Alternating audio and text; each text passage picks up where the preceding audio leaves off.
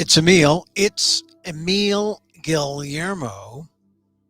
Emil Amok to you. How are you? This is Emil Amok's Takeout. My takes on all things considerable. We're here on this, what I call the micro talk show of the AAPI and the AAXs.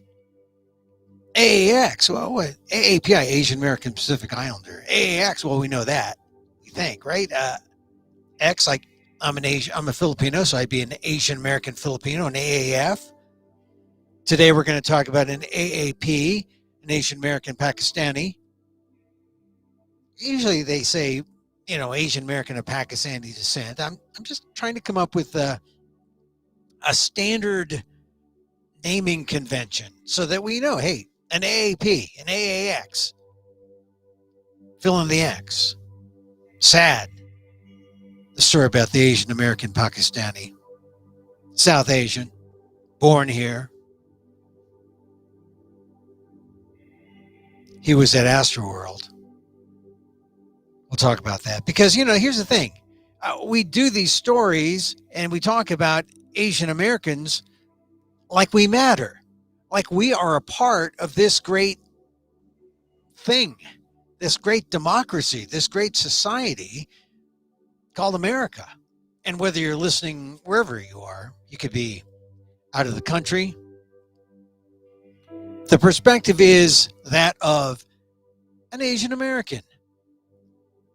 And they never ask, right? People don't ask, well, what do Asian Americans think? That's why we subtitled this show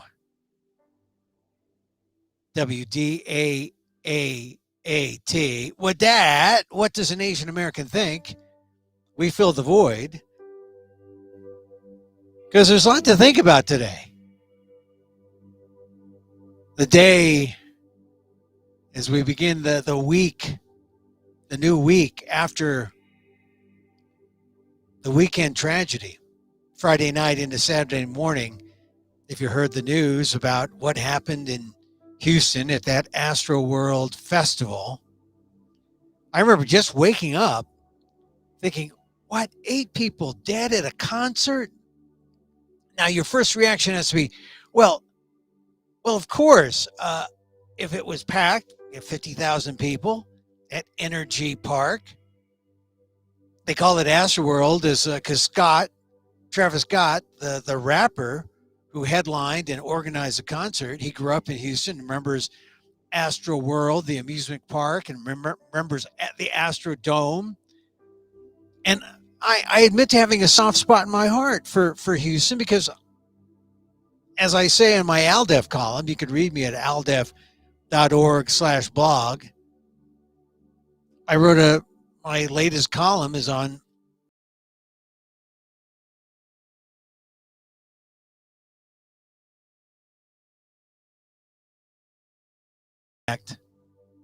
the Asian American Pakistani man I write about on the ALDEF blog.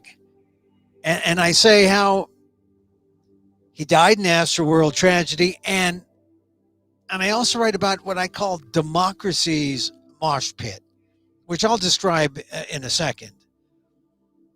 But as I said, I started going to concerts in earnest when I was a teenager in Houston. Now, I know I grew up in San Francisco and I went back east to school, but I dropped out for just like a year and a half.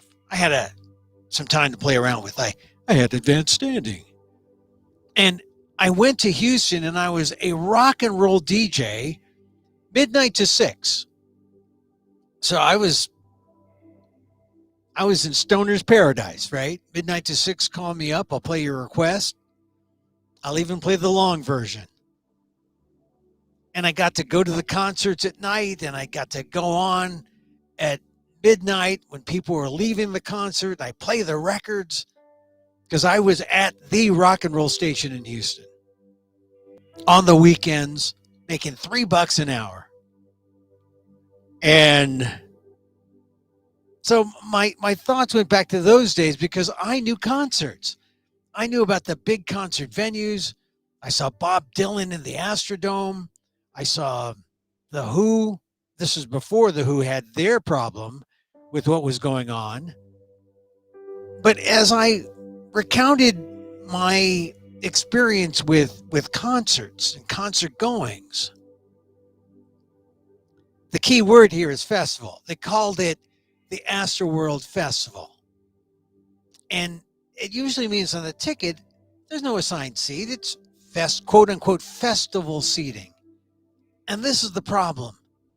When I saw, if that was even on a ticket, every time I saw it on a ticket, I knew that was like an invitation to a disaster. Because especially if it's jam-packed, if it's full, festival seating, everyone crowding together. Look, I'm in a closet now. I should be claustrophobic here. But when they're selling tickets, did they oversell them? How do they pack those people in? These are questions we're asking today. Because festival seating, that's what creates the mad rush, especially when you have artists who are saying, come on, join us. Come on, get excited. There's a lot of energy put out by Travis Scott. In fact, Travis Scott's been implicated or been involved in 2 other incidents in the past. This is like standard fare for high energy entertainers. You know, they just know that, hey, get into it. We're partying hard. But unfortunately, there was tragedy this weekend. And, you know, part of me also thought, okay, look, when I first saw the headline, 8 people killed in the Astroworld festival concert, I thought, okay, well, maybe it's 8, it's a lot of people, and everyone counts, everyone matters, but my antenna goes up if there's an Asian American involved. And at first I didn't see one. I thought, okay, because this is just a general tragedy. An important one, but a general tragedy. But when I saw an Asian American name, because of the kind of show I do and the audience I serve, hey, Asian Americans are part of this story in a big way. 27-year-old, he's the oldest one there, among the 8 dead. 27-year-old Danish Baig, Asian American Pakistani, born near Dallas in that Euless, Bedford area in the middle of the Dallas and Fort Worth. He was a district manager for AT&T. And he went with his fiance for a weekend of fun. Right? They're young people. He's about to get married. Hey, let's go one last big hurrah. We're going to go see Travis Scott in Houston. And he just didn't expect it. You know, he'd die in the crush of people as he was trying to save his fiance from being trampled. And this is from his brother, Basil Mirza, Baig's brother. And Basil was talking to WFAA out of Texas. And he's describing what happened. He said, describing the fiance, she was stomped on, hit, punched. Horrendous things were happening to her that I don't want to mention. Basil Mirza said, my brother was trying to save her, and he did. He saved her, and it cost him his life. I didn't say exactly how he died. One report said cardiac arrest, but if you can imagine, you've been to concerts. I mean, I've been to these festival seating concerts. There's no assigned seating. You go there, you're standing the whole time, and you're in it. And if it's packed, you are moving with the crowd. You're crushed. It's like one big mosh pit and semi-mosh. I mean, some people are just moving and dancing. There's space. And then as people rush to the front and people stumble, it's like this domino effect. But Mirza said he was trying to describe what was happening. Here's what he said. My brother was laying on the ground. They were chanting to stop the event. Nobody stopped the event, Mirza said.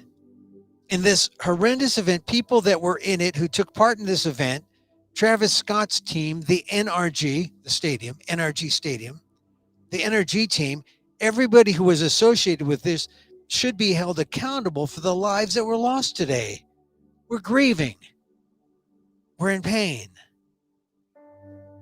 And Mirza wants answers. Now, because they're Pakistani, I guess religious, cultural beliefs, they bury the remains right away. So he died Saturday morning. Sunday, they had the burial. And Mirza is saying someone should have just stopped the show. He could have stopped. He could stop the show for his shoe, Mirza said, but he couldn't stop the show for people. And in subsequent videos, you see people trying to get on stage, or one woman got on stage saying, hey, there's people getting hurt. And even Travis Scott recognized that people were, or that something was happening. Still, if something was happening, how could any kind of help get to that person unless fellow concert goers picked up that person and lifted her up to the front? Him or her. I'm not sure. From the video, I couldn't tell. But from the way Mirza described it, he said it was upsetting and sad seeing people thrown left and right. Stop, girls, guys, everybody, little kids. We just want you guys to know we're grieving with you. He's telling not just his family, but all the families involved, the other 7 families who are grieving. We're going to stay grieving with you. Whatever you guys need, we're here. Just please pray for the families and stay united. We'll all get through this, hopefully. There are a lot of people involved in this incident. We need to do our job and play our part, and we need to stay united and bring awareness to this, because this is not how you handle peace. This is not how you do it. You go to a concert to have fun. You don't go to a concert to die.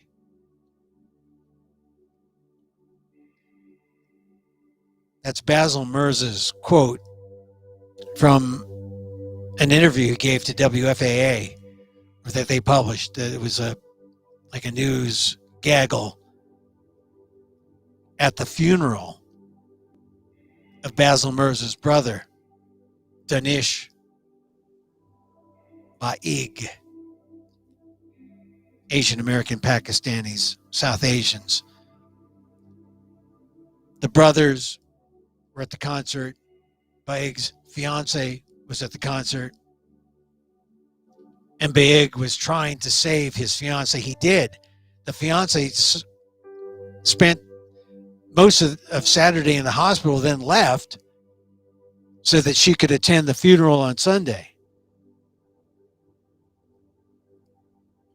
And her pictures on the Aldef blog. It's just, this is just one of those needless things. It didn't have to happen. It's a tragedy, but how do we make sure it doesn't happen again? I think one of the problems is you've got festival seating. And this has happened before. It happened with The Who. It happened with The Who in 1979. It's instances happen where people were trampled but not killed. I think there were some deaths at the Who concert. But now 1979 to now, that's a long time. You might say, oh, see, it doesn't happen as often. Don't get freaked out. Well, yeah, we got to get freaked out. Because it's almost like a perfect storm here of a society pent up, forced to live in a pandemic, to sequester themselves, to mask up. Here was a concert. I didn't even know what the vaccination protocol was. But I'll tell you one thing that scared me one thing that scared me was seeing some video that KPRC, a Houston station, took at the beginning of the concert, before any musical notes were played. Outside, they were showing how the gates, where you go through the those electron, the magnetometers, and they check and make sure that you don't have anything strange on you. And those gates were crashed. And you can see people running, and you can see their faces. And I just said, what's going on? Why are they doing this? It was almost like an every man for himself sort of thing.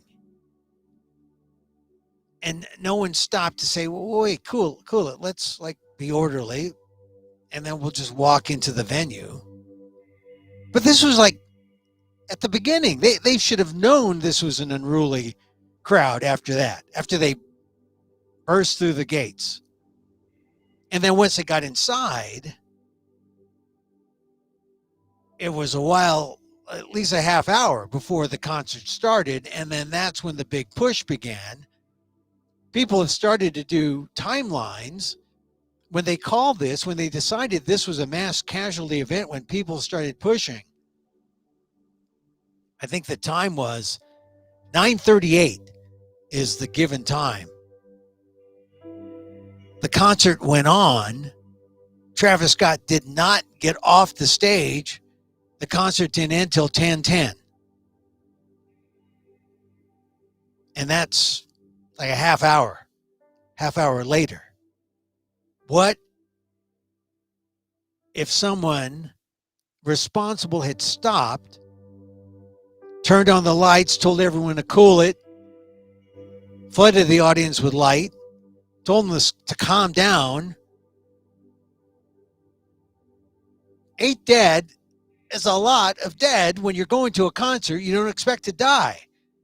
Like Basil, the brother of Baig, Basil Mirza said, you don't expect to die. 8, that is huge.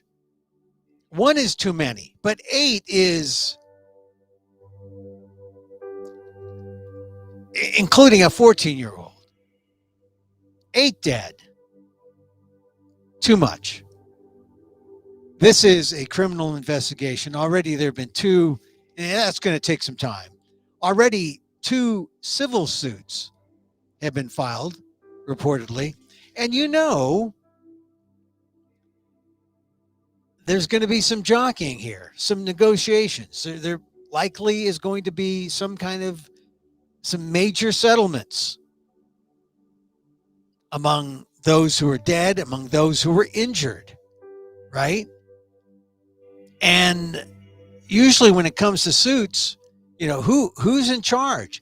Who had the responsibility of safety to the ticket holder?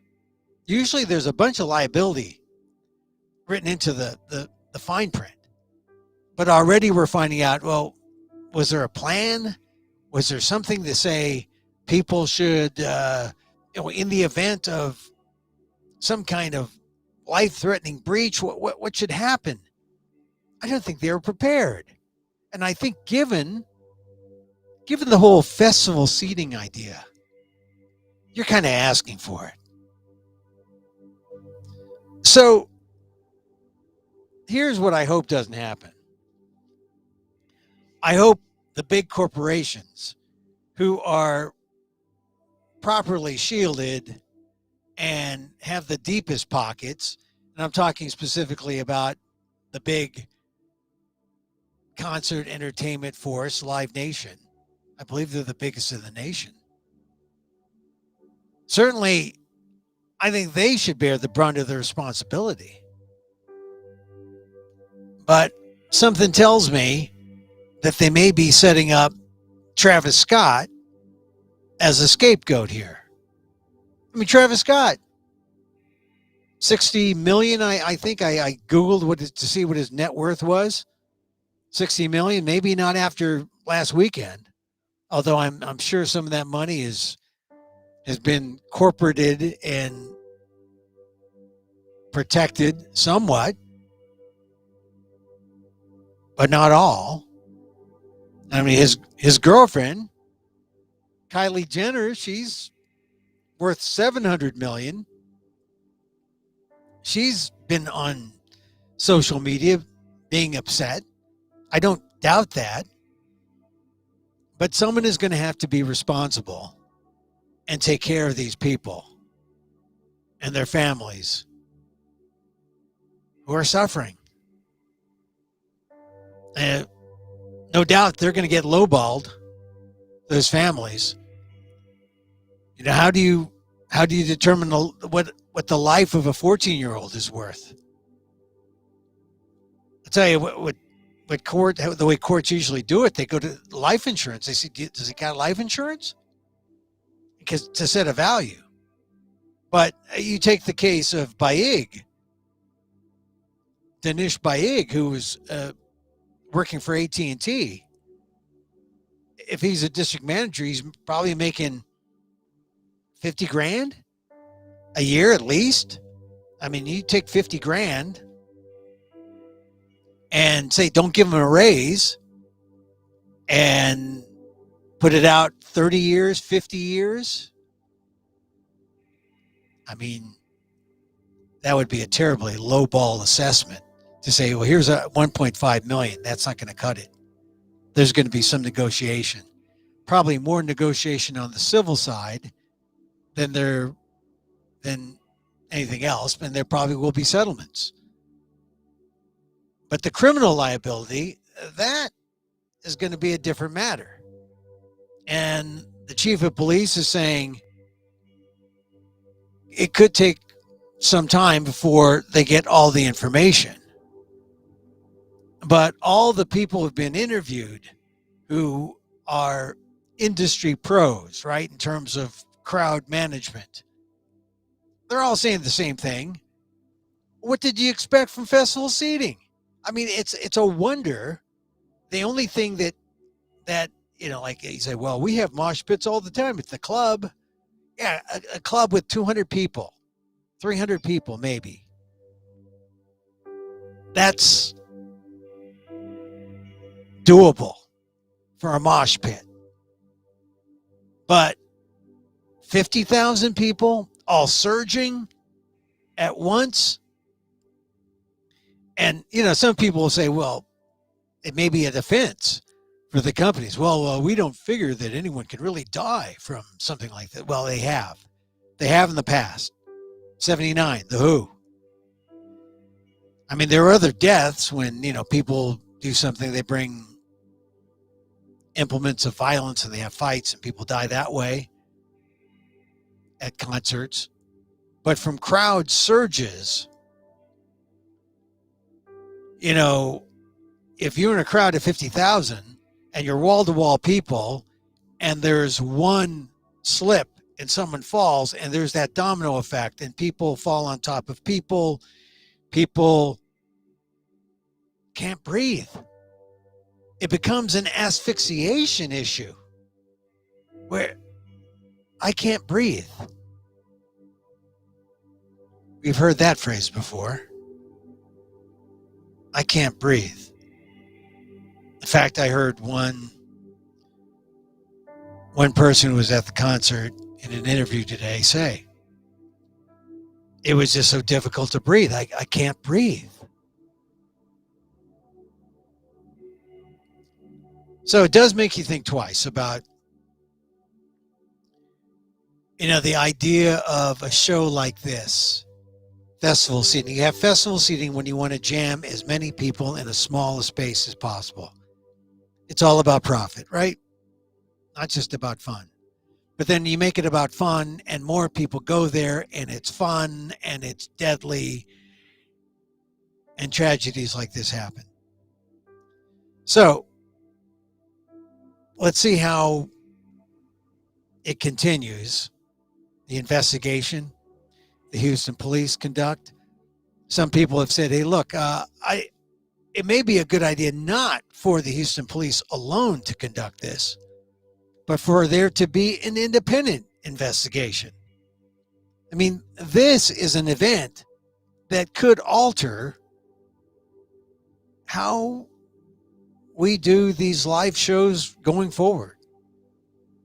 I mean, like I said, my first concert was in the mid 70s when I was as a DJ in Houston.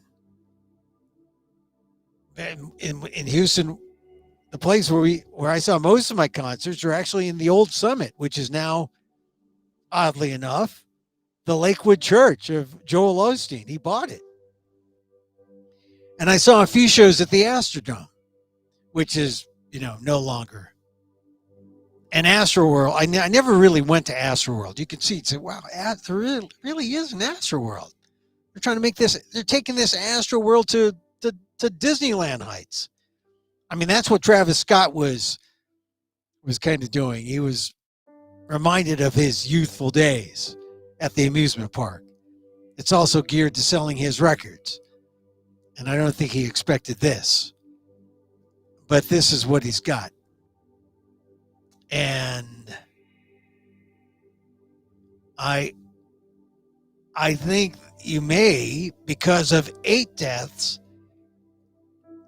see the call to limit festival seating, to limit the call for crowd searches, limited mosh pit, so that the mosh pit isn't the whole viewing area, but maybe a limited space. It's still dangerous. But I don't know, it's going to have to be worked out in court, and it's going to be based on the liability that the companies are willing to put up with, because they will get civil liability, or they will have people in court. There are already 2 lawsuits. But what may make them move even faster is if people decide or realize that this is really a criminal matter. And there was something criminal about packing as many people as possible in this confined space. And then to encourage people in that confined space to come rush to the stage.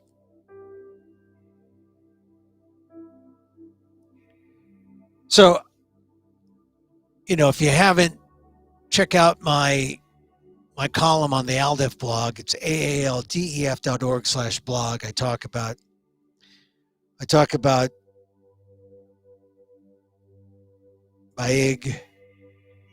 Danish,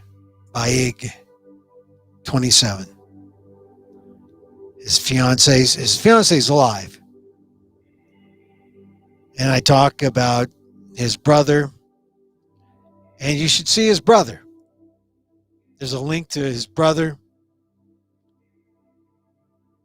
where he makes a plea, because we need to keep talking about this, because at some point, this is the way news is. It will fade. People will forget. Just remember about all the mass killings. The Las Vegas shooting that people don't even remember was the largest mass shooting in American history. Las Vegas, it was during a concert. Remember that a couple years ago? Does anyone talk about that? We shouldn't forget this, because this was a concert. And like Baig's brother Mirza said, you go to a concert to have fun. You don't go to a concert expecting to die. That's not in the contract. So it's just coincidence, I know. But today a bunch of subpoenas went out to people in the January 6th investigation that Congress is holding now. And, some names. Michael Flynn has been subpoenaed. Jason Miller, who appeared on CNN a lot, he's being subpoenaed. The campaign folks. Trump supporters and sycophants. And it's just, like I said, coincidental that January 6th event Congress is trying to get to the bottom of that, because really, January 6th, how much different was January 6th from, in terms of the physicality, January 6th from what happened at Astroworld? I mean, Astroworld, yeah, that was a concert. People were out there to have fun. But it was a kind of a mass psychology event, a mob. And you would think there were some good people in that Astroworld situation who were trying to help. I mean, Danish Baig, he was trying to help. And he got trampled on trying to help his fiancée. But my point is, even as there were people trying to help, the rest of the people were just going crazy. There are people pushing and throwing people, as the eyewitness, Baig's brother, was saying. There are people punching, and some security guard said he was stabbed in the neck with some kind of injection needle. I mean, there were some people who were out there trying to get a piece,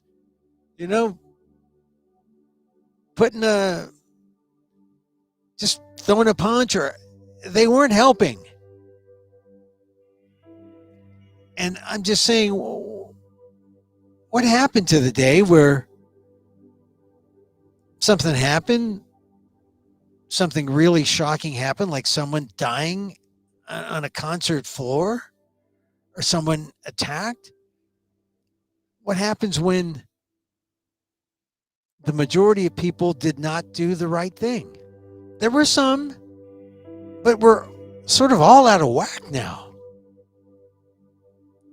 We had, seemingly, if people knew that Danish Baig was trying to save his fiancée, they would have helped him and not done more of what was going on to create the circumstances so that he would die of rather asphyxiation or cardiac arrest or whatever. Everyone was in this kind of chaotic haze, out for themselves, their own hedonistic fun, and they did nothing. Maybe you could say they were waiting for the performer or the producer or someone to turn on the lights and say, hey, cool it, someone's hurt. But when they kept playing the music, when they kept going on, is there criminal culpability there? I mean, that's the thing that's going to, I think, come out in the criminal trial. And I think there will be a criminal case at some point. But it's going to depend on if Danish Baig's family keeps talking about it, if other families keep talking about it, and if people just say, look, I'm not going to another festival seating concert again. I know that means, they don't, I mean, some venues have seats. I haven't been to Coachella, but is Coachella all festival seating too? I mean, it's amazing, really. The people, they charge you $50, $60, $100 a ticket a day. I mean, they have these are the ways that people do festivals now, at the convenience of the bands, not really so much the convenience of the people. Usually go see one band, two bands a night, right? And then go home, right? I once went from Houston to Dallas to see the Rolling Stones, and there was like 5 bands. It's like, were you at that concert at the Cotton Bowl? There was the Stones, Trapeze, 9 Inch Nails was there. I mean, I think it was 9 Inch Nails. No, they weren't around then. But it was, the Eagles were there. My God, what a concert that was. So, but I was not down there moshing. I was with I had seats. I had seats. I was up in the stands, not necessarily the nosebleeds, but like I said, well, I was only slightly older. I think I was maybe early 20s. But I just wonder if what we saw happening there in Houston isn't a little like that kind of hysteria that we saw on January 6th. People pent up from the pandemic saying, I got to get out of here. I got to like have some fun. I got to. I mean, Houston was hard hit. They had a crisis there with beds and deaths from COVID. And part of me wondered if America hadn't changed because of the last administration, where we saw kind of total disrespect for the law, the rule of law, for civility, for one another. I'm just something to think about. I mean, if it was a world of love and if a world of care, and if we did care for one another, would things probably still would have been bad because of the festival seating? But maybe we would have had a lot more people helping out and a lot more people caring for one another, so that we wouldn't have the kind of tragedy that developed. 8 people dead. Man,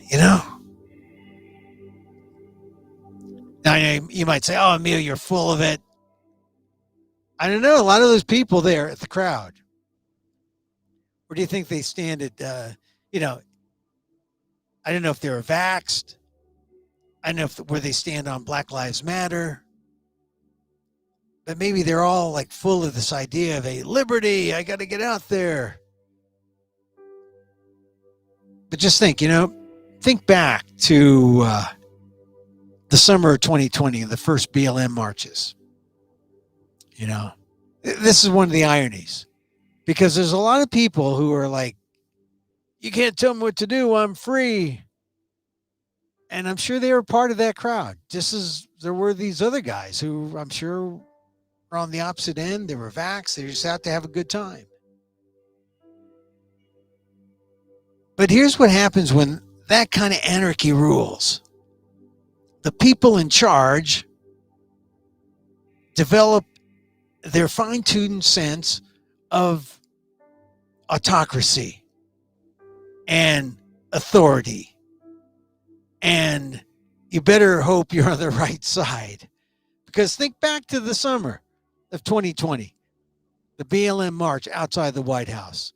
And there was Donald Trump and all the tanks brought into the White House as a show of force. And what did Donald Trump do? He tear gassed the BLM marchers. He didn't hesitate. He knew what to do.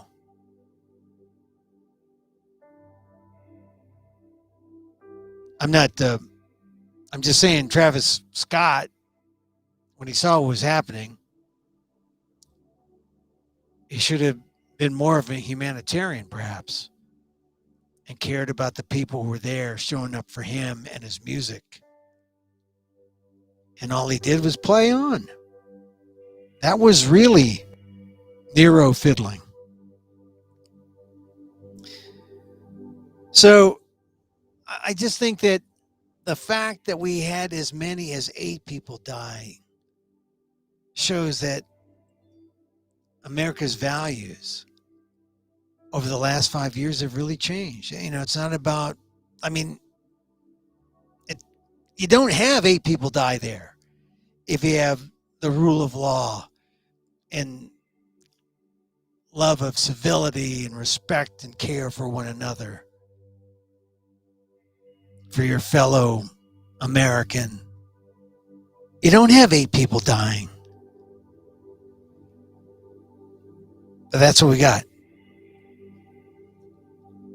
Friday night to Saturday morning at the Astroworld Festival.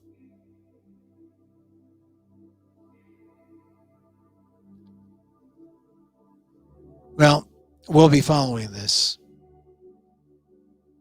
because how can you forget it? You know, I was thinking about concerts because there was a big piece in the Wall Street Journal a couple days ago about how concerts were so important in our lives. Think about it, from Altamont, Woodstock, the Beatles, Rolling Stones. How many concerts did you attend as a kid, as a teenager? I mean, I stopped attending concerts. I think the last one I saw was Muse about 3 years ago. But it was very, very civil. Maybe that was 4 years ago. Sitting up in the seats, dancing in our heads. Hey, look, all right, so thank you very much for joining me. I'm Emil Guillermo. 2 p.m. Pacific live, Monday through Friday. That's when we're here. I like to say, be here, bang the gong now. You can watch us on Facebook at emilguillermo.media. I'll put this up as I do all the other shows I do on amok.com. Yeah, if you haven't noticed, my voice is a little hoarse. Scratchy, not a little hoarse, like the ones that ran at the Breeders' Cup over the weekend. See, I mean, there were a lot of big things this weekend. The Breeders' Cup, for the anti-horse people out there, we're trying to get them to stop the cruelty to horses. That was a big deal. I was watching those. Knicks Go. If anyone speaks Korean, check out the sign that the young South Korean woman had on Knicks Go. That was an anti-horse racing message. So there was that, and then I thought, oh, well, we're home free. It's not going to be a big deal here. And then we got the Astroworld thing. But I made it a special Asian American weekend for me. My wife and I made our first batch of mochi. No butter, all vegan. It's great. I was really more a tester of the mochi. Love that stuff, that gooey stuff. Anyway, I'm Emil, amok.com, Emil at amok.com. If you want to email me, this is the Micro Talk Show of the AAPI, the AAX, and all the rest of you. Thank you for being here. If you are here right now, you know this is the space where I do our little meditation, where I gather us together and I say, look, if you're feeling bad, if you're feeling not quite up to it, you feel like you don't belong, you feel like you're not worthy, hey, look, give yourself an elbow hug. You belong. You're good. You're really good. The music's not going to end on you. You're good. And remember this, as I wish for me, I wish for you. May you be safe. May you be healthy. May you be happy. And may you live with ease. Till next time. Mahal Kita.